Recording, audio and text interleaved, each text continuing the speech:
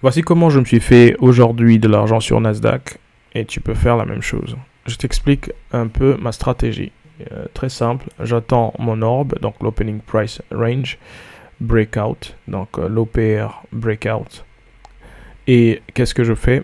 J'ai une stratégie qui est beaucoup plus élaborée que la simple cassure où tu prends l'achat lorsqu'il va à la hausse et la vente lorsqu'il va à la baisse.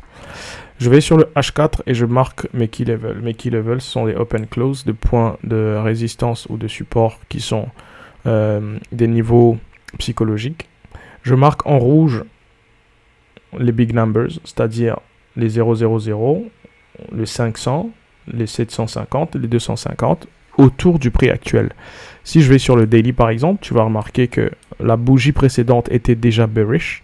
Donc aujourd'hui, avec la formation de la nouvelle bougie, je m'attendais clairement à voir une bougie bearish. Mais il y avait des doutes, parce que si le prix arrivait sur mes niveaux avant, ça veut dire avant ma session, le prix pouvait faire un reversal et partir plus haut. Donc j'avais une hypothèse à double sens.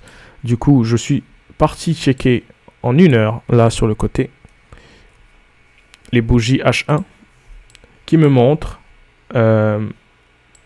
qu'est-ce que le prix a fait les dernières heures. Ça m'a donné donc une direction bearish. Après avoir vu ça, je marque mes key level, comme j'ai montré là, en vert et en bleu ciel, daily et H4. Et lorsque je vais sur le M15, j'ai marqué mes mèches de rejet. Les mèches de rejet sont des mèches qui font soit la même taille que le corps de la bougie, soit plus grand que la bougie. Là, nous avons ça, nous avons aussi ça, par exemple. Ouais. Mais je marque les plus cohérents, ceux qui ont créé des break-off structure. Là, j'ai un autre ici, plus dans le passé, et là, etc., etc. Maintenant, qu'est-ce qui s'est passé à ce moment-là? Je voyais que la bougie commençait donc à être... Je vais te montrer à partir d'où est-ce que j'ai commencé mon trade. À partir de là. Donc, je suis allé attendre en 15 minutes la formation de mon opening price range, qui est la première bougie de 9h30 à 9h45. De 9h30 à 9h45, la bougie, c'est celle-là. Tu la vois là, la bougie bleue. Cette bougie, elle s'est formée à la baisse, mais elle est tombée dans ma zone de rejet de mèche et elle a poussé à la hausse. Lorsque je vois cette bougie qui n'a pas pu fermer plus haut que cette-là, je suis donc parti en plus petit time frame. Sachant déjà que j'ai marqué mon OPR, il y a aussi ce que j'appelle le MCR que je marque qui est entre le 9h et le 9h25, donc 9h22 normalement, ce qui me permet de voir qu'est-ce que le marché a fait avant l'ouverture de notre, là, 9 à 9,22. Voilà. Là, j'ai marqué son high et son low pour voir si cette zone peut résister au prix également. Donc, à ce moment-là, je reviens sur le M5.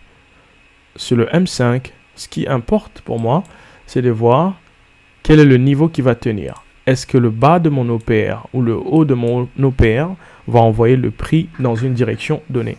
Nous avons vu déjà que là, le prix est venu à la baisse. Boum, il a cassé notre OPR.